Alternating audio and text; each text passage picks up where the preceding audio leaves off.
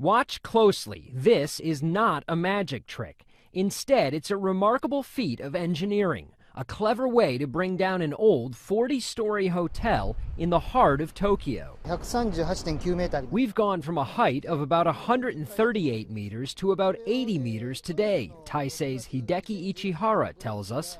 And how does this work? It's a delicate demolition that is quiet on the outside but very busy on the inside. As this video shows, going floor by floor, crews take out the beams and supporting columns. The debris is removed, then temporary jacks lower what remains. All told, the shrinking should take about 6 to 7 months. The downside to all of this, there certainly would be cheaper options when it comes to deconstructing this old building.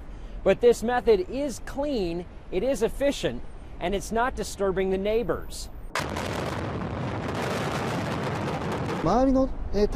Demolishing a structure can damage nearby buildings, and there's the noise, the dust, and debris, Ichihara tells us. And yes, he says, this is something that could be done just about anywhere in the world.